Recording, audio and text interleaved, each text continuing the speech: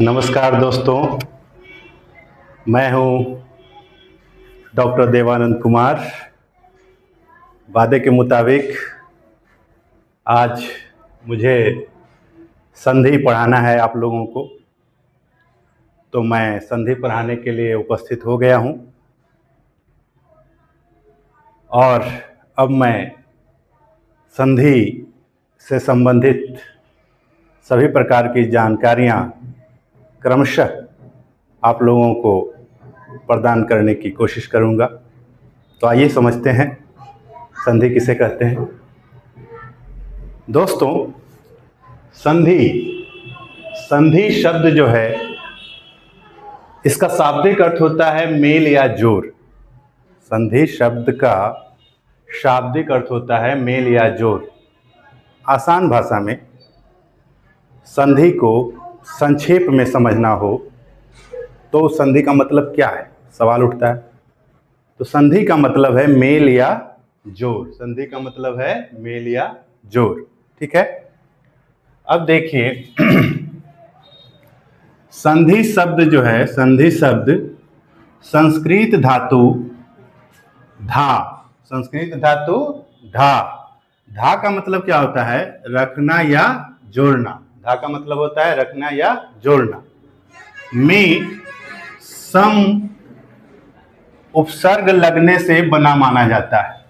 संधि शब्द संस्कृत धातु धा, जिसका मतलब होता है रखना या जोड़ना, में सम उपसर्ग लगने से बना माना जाता है।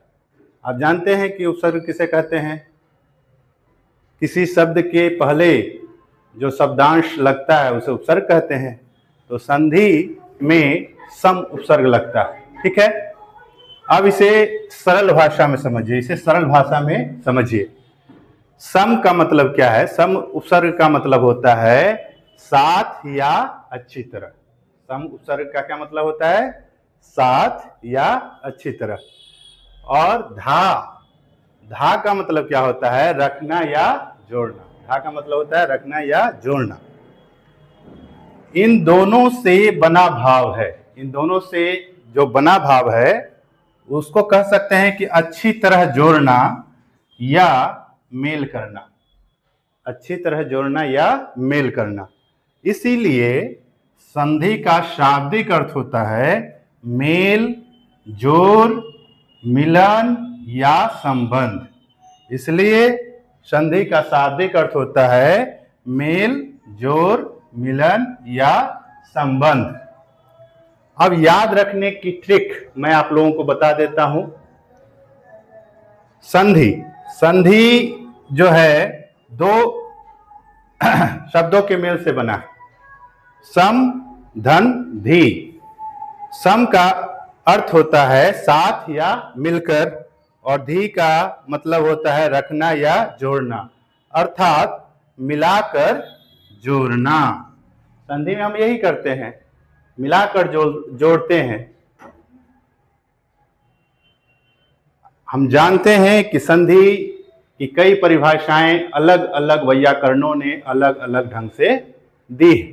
तो अगले भाग में हम संधि की परिभाषा पर बात करेंगे, परिभाषा को समझेंगे।